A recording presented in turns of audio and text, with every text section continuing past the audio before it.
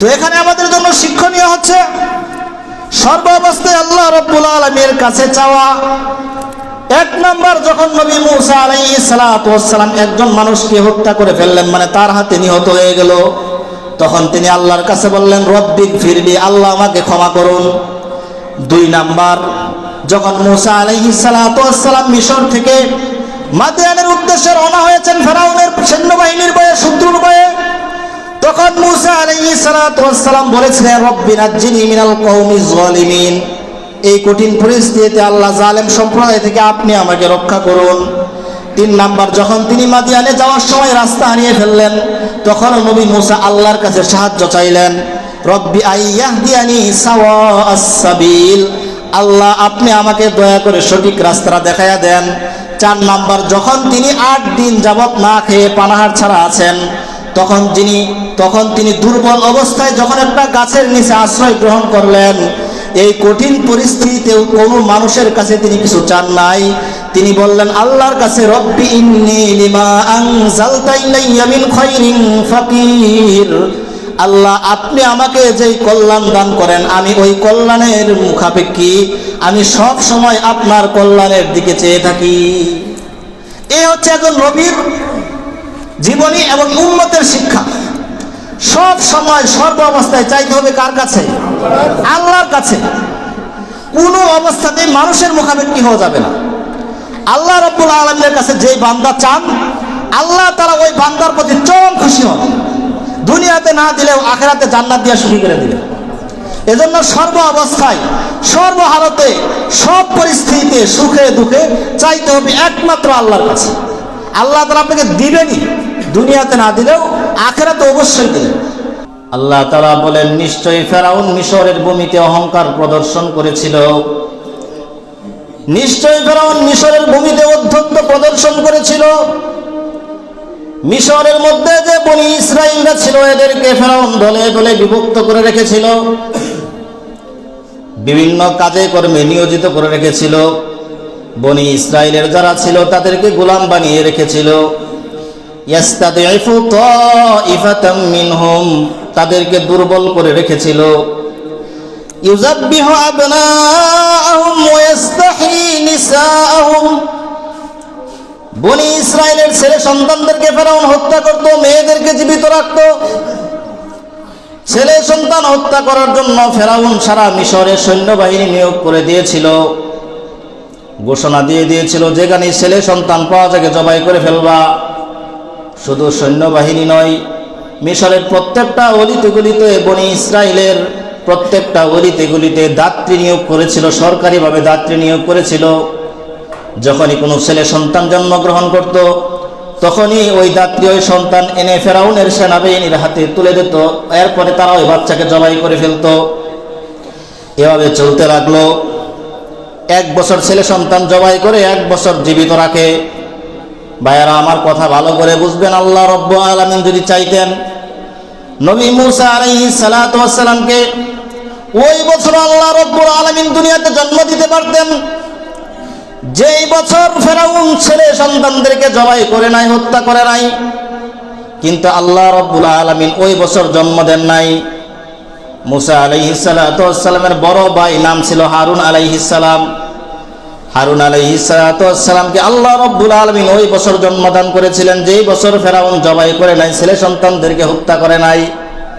আল্লাহ চাইলে নবী মুসাকে ওই বছর জন্ম দিতে পারতেন, কিন্তু আল্লাহ রাব্বুল আলামিন কুদরত দেখাইলেন, কুদরতের নিদর্শন দেখাইলেন। আল্লাহ রাব্বুল আলামিন নবী মুসাকে ওই বছরই জন্ম দিলেন যেই বছর ফেরাউন ছেলে সন্তানদেরকে হত্যা করতেছিল, জবাই করতেছিল। শুধু ওই বছর জন্ম দিয়ে আল্লাহ রাব্বুল আলামিন ক্ষান্ত হন নাই। জন্ম দেওয়ার পর আল্লাহ রাব্বুল আলামিন নবী মুসাকে ফেরাউনের রাজপ্রাসাদে পাঠিয়ে দিয়েছেন, ফেরাউনের কুলে তুলে দিয়েছেন, ফেরাউনের হাতে বড় করেছেন। এরপরে ওই নবী মুসার হাতে ফেরাউনের রাজ্যকে আল্লাহ রাব্বুল আলামিন ধ্বংস করেছেন।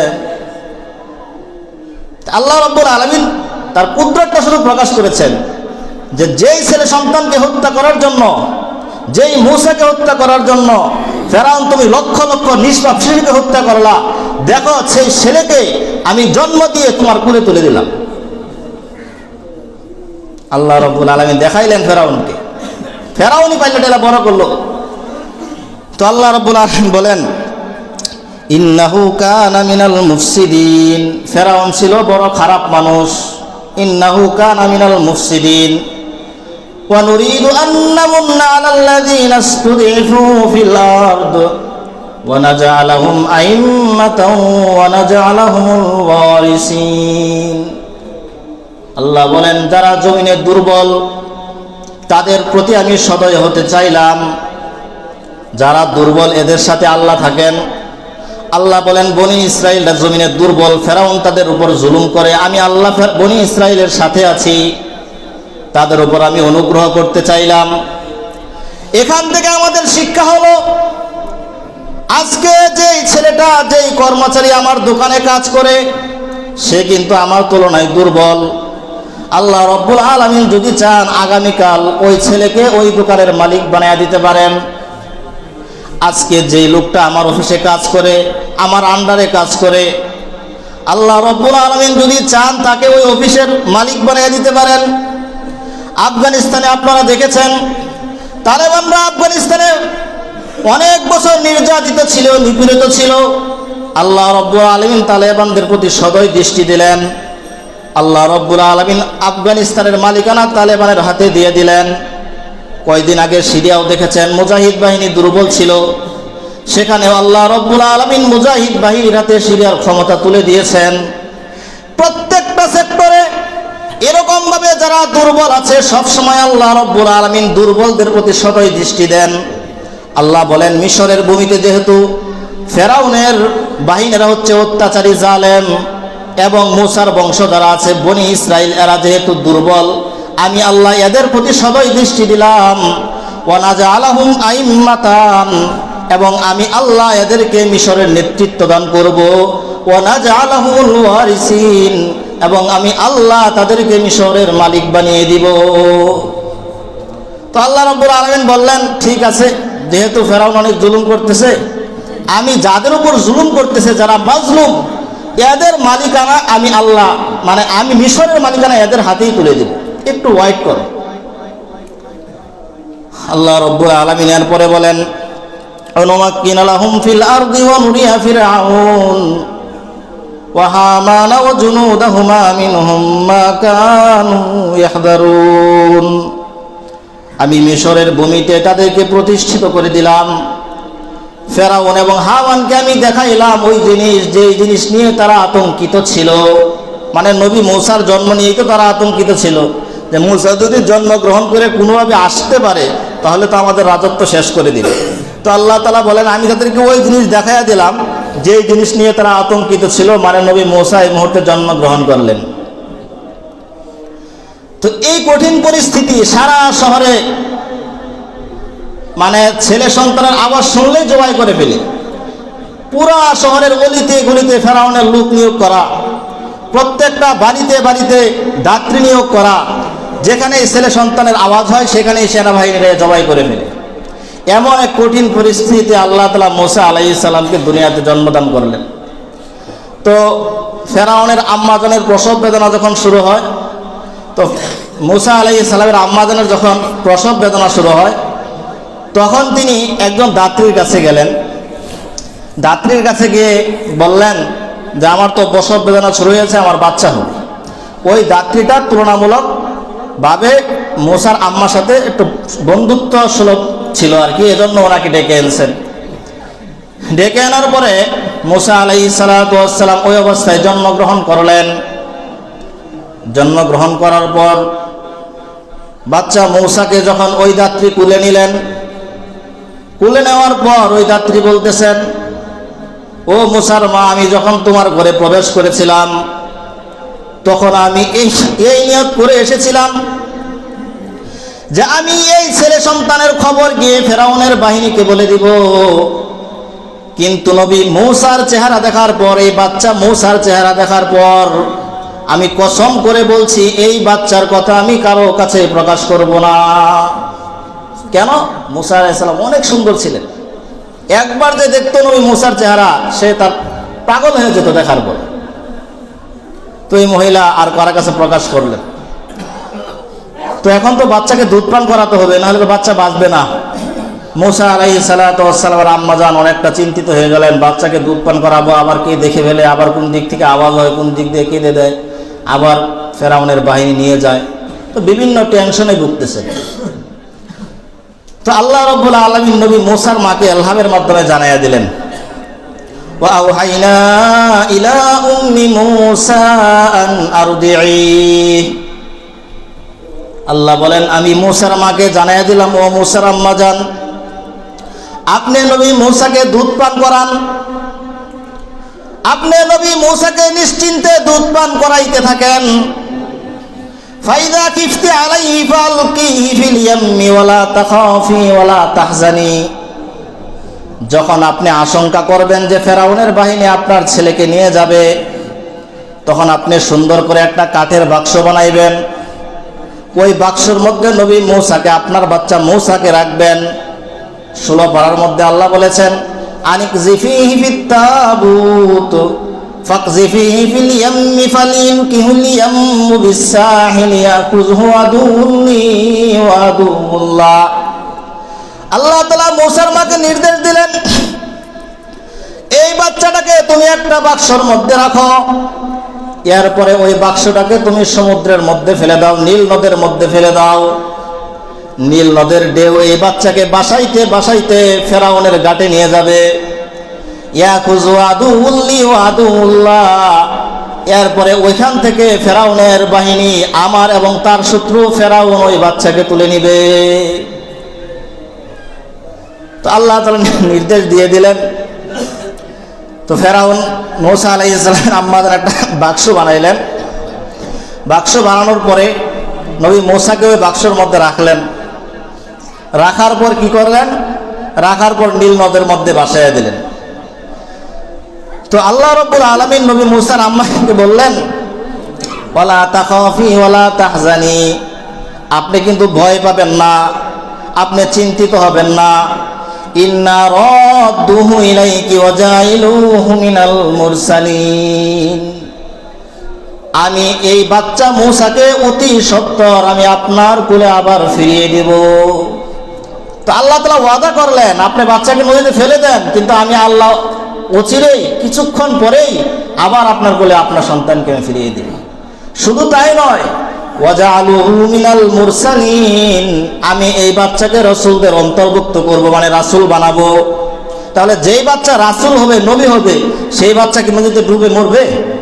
আল্লাহ তাআলা সান্ত্বনা দিয়ে দিলেন, চিন্তার কারণ নাই, বাচ্চা কিন্তু মরবে না, আপনি ফেলে দেন। তারপরে তো মার মন, একটা সদ্য ভূমিষ্ঠ সন্তানকে নদীর মধ্যে ফেলে দেওয়া, আপনি চিন্তা করেন তো, আপনার ছেলে যদি হয়, আমার ছেলে যদি হয়, আমি আর আপনাকে নদীতে ফেলে দিতাম? এটা কি সম্ভব কোনোভাবে?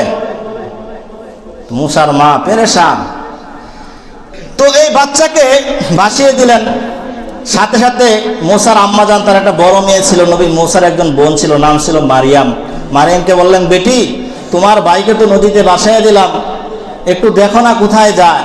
তো মারিয়াম মূসার বড় বোন নদীর তীর দিয়ে যান, আর তার ভাই নদীর মধ্য দিয়ে চলতেছে ঢেউয়ের সাথে সাথে।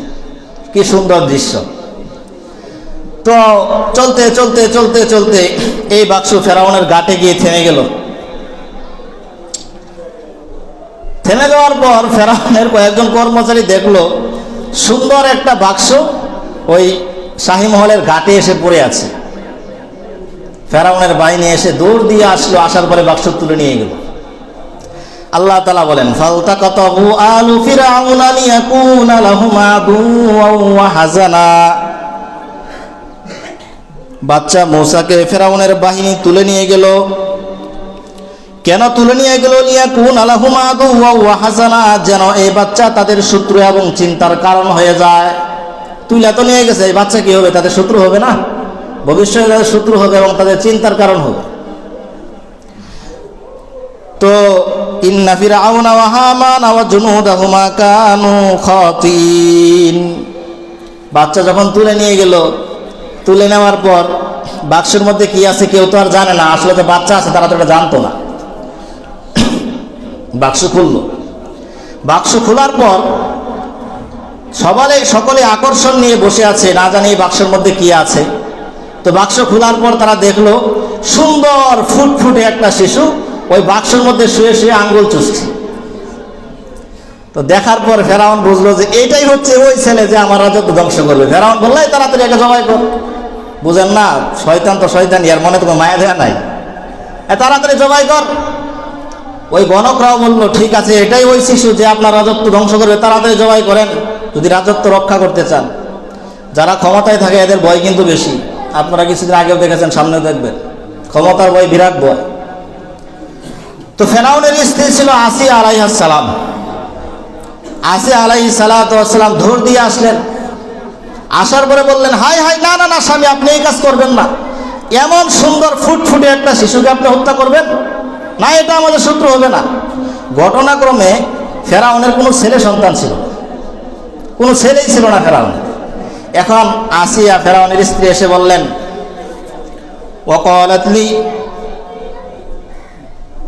وقالت امرأة فرعون قرة عين لي ولك। ফেরাউনের স্ত্রী বললেন, কুররাতু আইনুল লি ওয়ালাক, এই বাচ্চাটা আপনার এবং আমার চোখের নয়নের মনি হবে। লা তাকতুলুহু, আপনি এই বাচ্চাকে হত্যা করবেন না। আসা আইয়ান ফারা আও নাত্তাখিযাহু ওয়ালাদাও ওয়া হুম লা ইয়াশউরুন, আমরা এই বাচ্চা আমাদের কোনো কাজে আসবে, অথবা আমরা এটাকে সন্তান রূপে গ্রহণ করব, পালক পুত্র হিসেবে গ্রহণ করব, যেহেতু আমাদের কোনো সন্তান নাই। আল্লাহ বলেন তারা তো জানে না এই বাচ্চাই তাদের রাজত্ব ধ্বংস করে দিবে। তো ফেরাউন রাজি না হইলেও, বুঝেন তো বউয়ের কাছে জামাই কি থাকে, অনেক সময় দুর্বল হয়ে যায় না। তো পিড়াপিড়িতে রাজি হয়ে গেল, কি আর করার, নিজের ঘরের মানুষ, সে চাচ্ছে সন্তানকে রাখবেই, তো রেখে দিল ফেরাউন।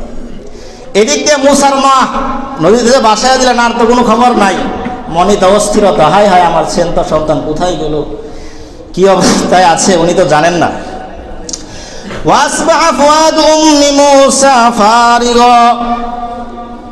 মুসার মায়ের অন্তরটা অস্থির হয়েছিল, না জানি আমার সোনামণি কোথায় আছে, নয়নমণি কোথায় গিয়েছে।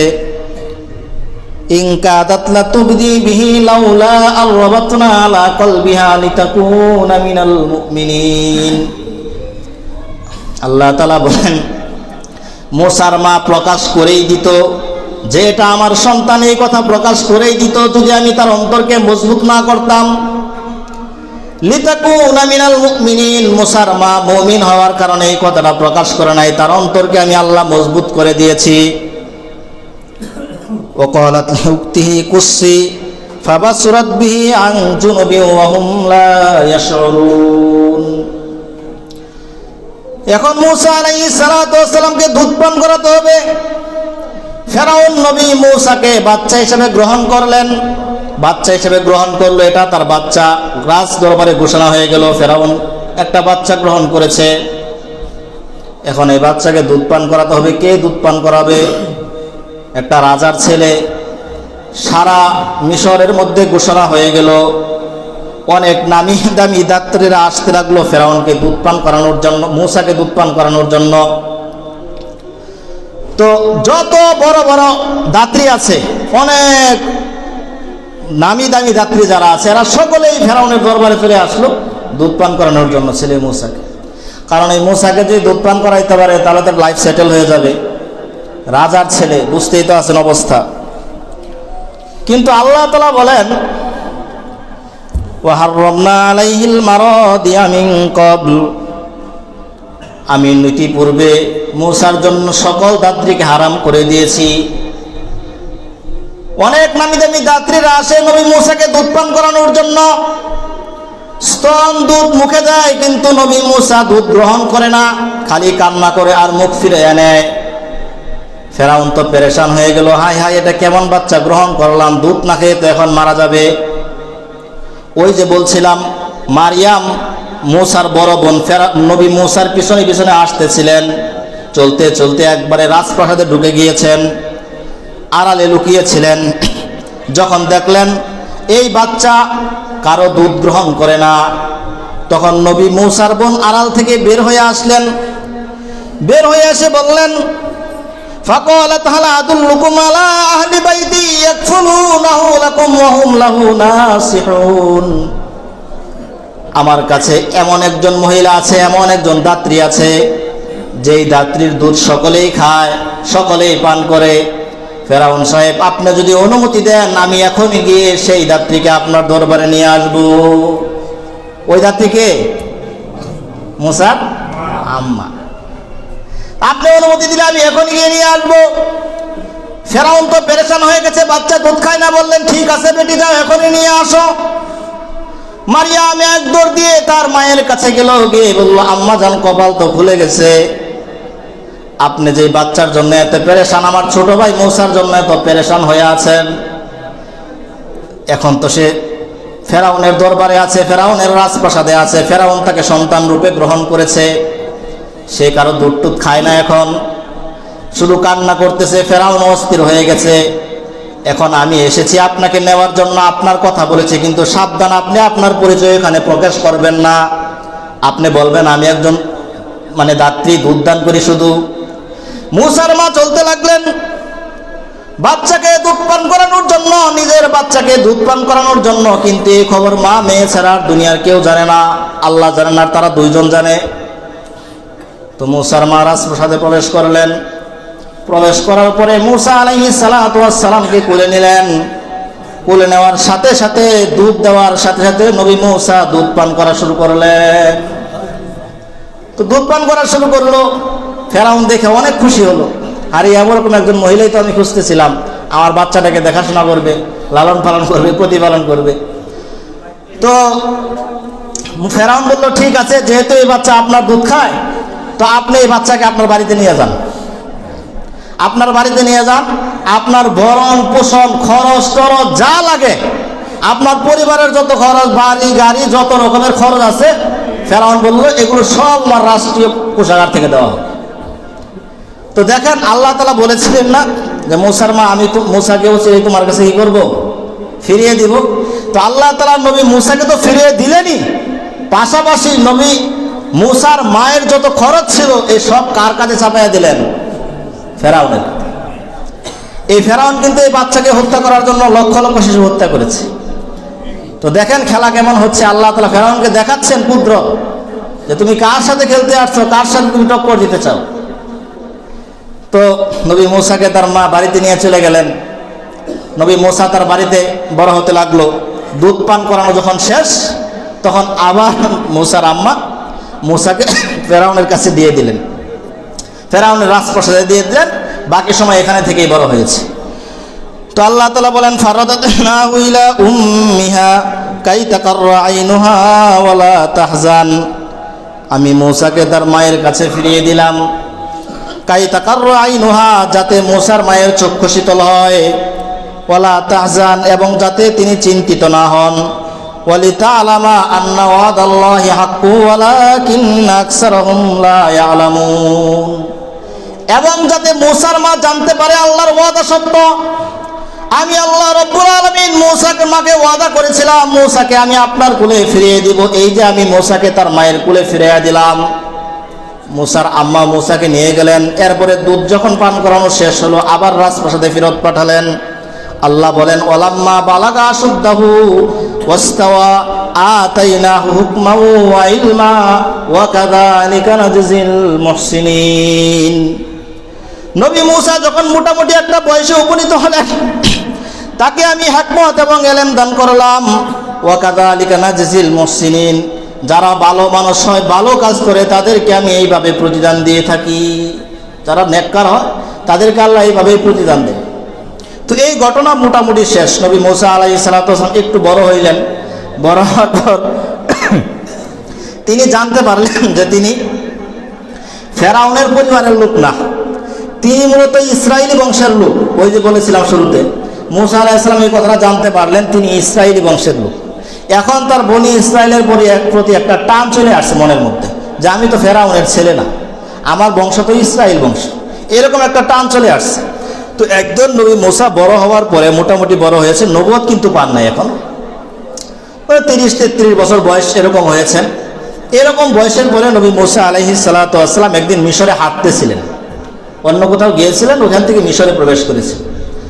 ওয়াদাখালাল মাদিনাতা আলা হিনি গফলাতিম মিন আহলিহা, নবী মূসা তখন নবুয়ত পান নাই, মূসা একটা শহরে মিশরে প্রবেশ করলেন। আলা হিনি গফলাতিম মিন আহলিহা, যখন মিশরের সকলেই একটা কাজে ব্যস্ত ছিল, ঘুমাচ্ছিল দুপুরের সময়।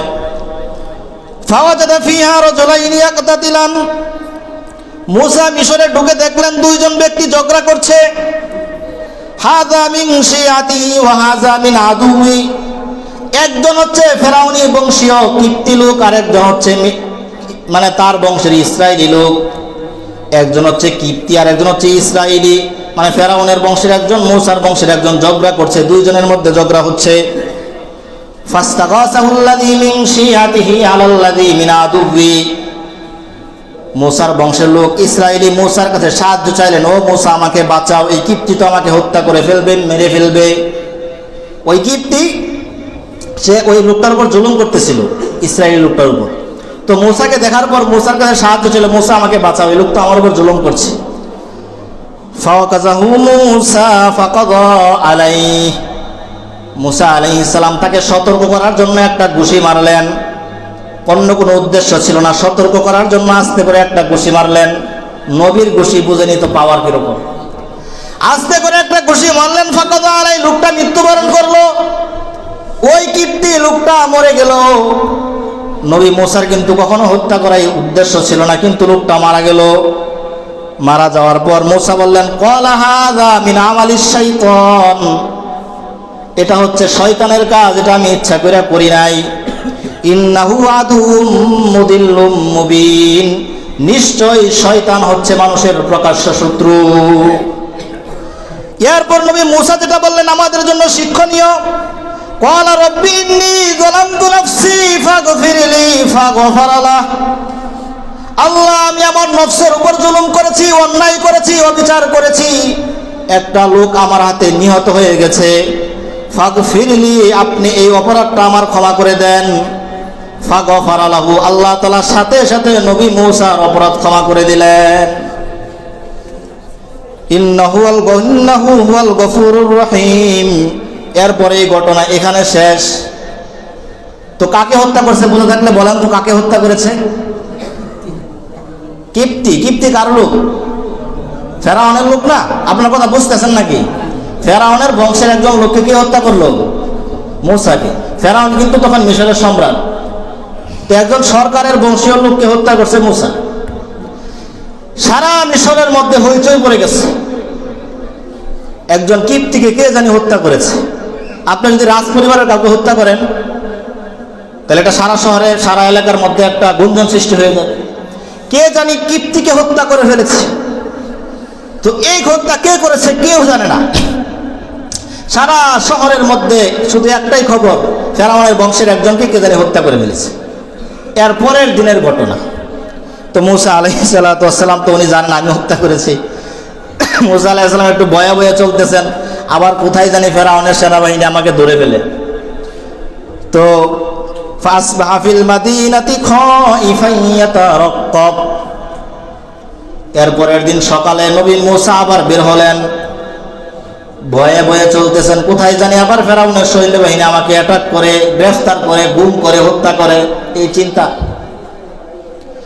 চলতে চলতে গিয়ে দেখেন ফাইদাল্লাযী ইসতানসারাহু বিল আমসি ইস্তাসরিকু, ওই যে গতকাল যেই লোকটা ঝগড়া করেছিল মূসার বংশের ইসরায়েলি, যেই লোকটা ঝগড়া করেছিল আজকে আবার আরেকটা কিপ্তির সাথে ঝগড়া করতেছে। যে লোকটা গতকালকে ঝগড়া করতেছিল ওইটা আবার কি করতেছে? আরেক কিপ্তির সাথে, ওইটা তো মরে গেছে আগেরটা, আরেকটার সাথে আবার ঝগড়া করতেছে। এবার মূসা আলাইহিস সালাতু ওয়াস সালামের রাগ উঠছে কিছুটা। ক্বালা লাহু মূসা ইন্নাকা লাগাবিয়্যুম মুবিন, মূসা বললেন তুমি একটা প্রত্যষ্ট লোক, তুমি একটা খারাপ লোক, ঝগড়া খালি তোমার সাথেই লাগে। আজকে আবার সাহায্য চাইছে, গতকালকে সাহায্য চাইছে, একটা মাইর আসছে মূসা আলাইহিস সালাতু ওয়াস সালাম, আজকে আবার ঝগড়া করে, আবার নবী মূসার কাছে কি চায়? সাহায্য চায়। মূসা আলাইহিস সালামের রাগ উঠছে, খালি ঝগড়া তোমার সাথেই লাগতে পারে, দুনিয়াতে আর লোক নাই। ইন্নাকা লাগাবিয়্যুম মুবিন, তুমি আসলে একটা খারাপ লোক, অভ্যস্ত লোক। এখন ওই লোকটা ভয় পেয়ে গেছে, ইসরায়েলের লোকটা ভয় পেয়ে গেছে, হাই রে মূসা আলাইহিস সালাম আমাকে খারাপ বলছে, আজকে না জানি আমারই মেরালা, বুঝেন নাই ঘটনা, আজকে মনে হয় আমারে মারো। তো ফালাম্মা আন আরাদা আন ইয়াবতিশা বিল্লাযী হুয়া আদুউল লাহুমা, মুসা আলাইহিস সালাম এবার যে ইচ্ছা করলেন শত্রুকে আক্রমণ করবেন, ওই লোককে মারবেন না, তার বংশের লোককে মারবেন না, ওই শত্রুকে আক্রমণ করবেন, এই ইচ্ছায় তিনি প্রস্তুতি গ্রহণ করলেন। ক্বালা ইয়া মূসা, কিন্তু ওই ইসরায়েলি লোকটা মনে করলো মূসা আজকে তাকে হত্যা করবে, কিন্তু আসলে নবী মূসা কিন্তু তাকে আক্রমণ করতেন না।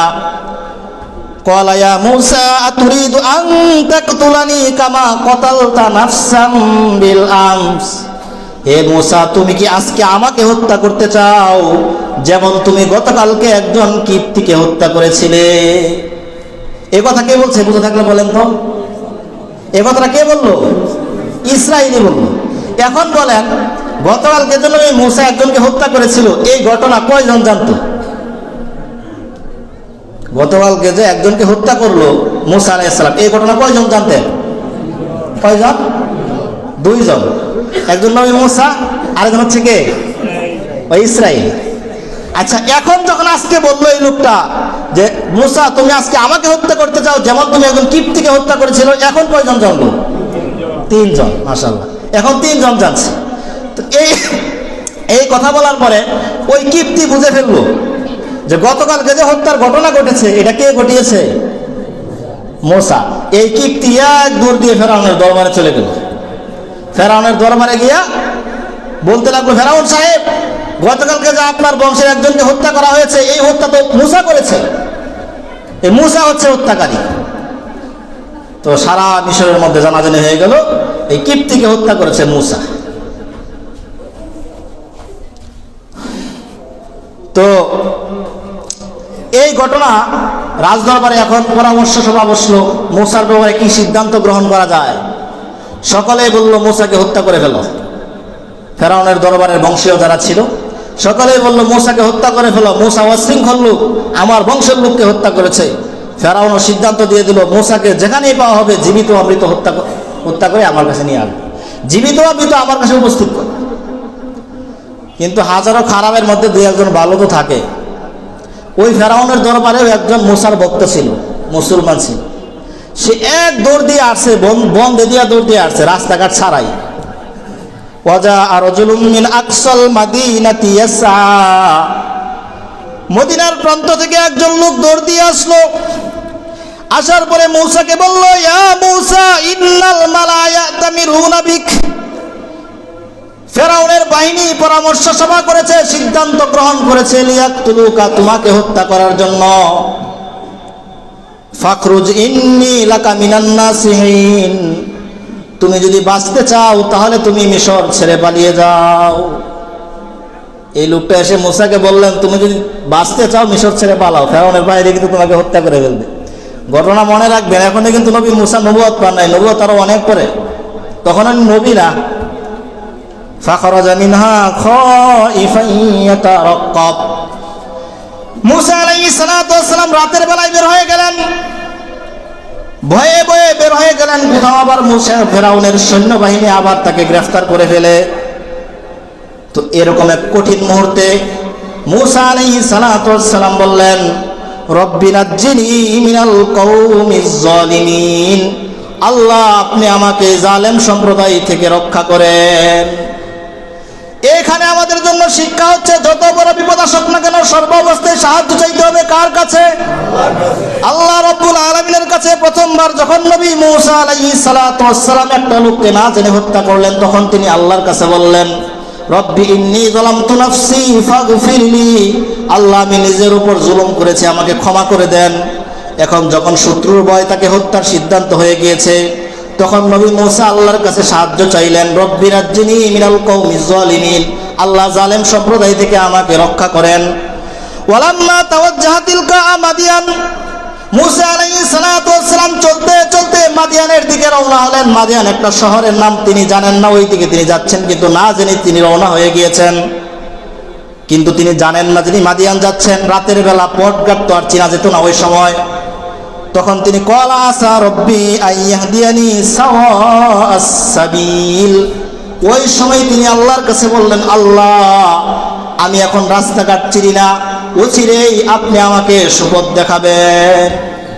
মুসা আলাইহিস সালাম যখন পথ হারিয়ে ফেললেন তখনও তিনি আল্লাহর কাছে সাহায্য চাইলেন।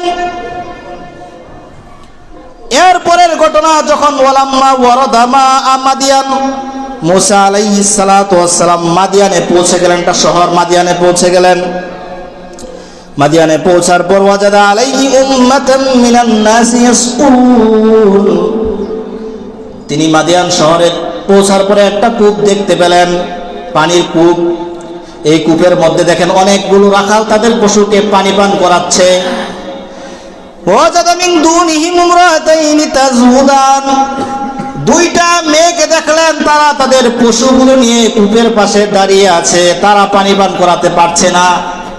সকল রাখালরা তাদের পশুগুলোকে কুয়া থেকে, কূপ থেকে পানি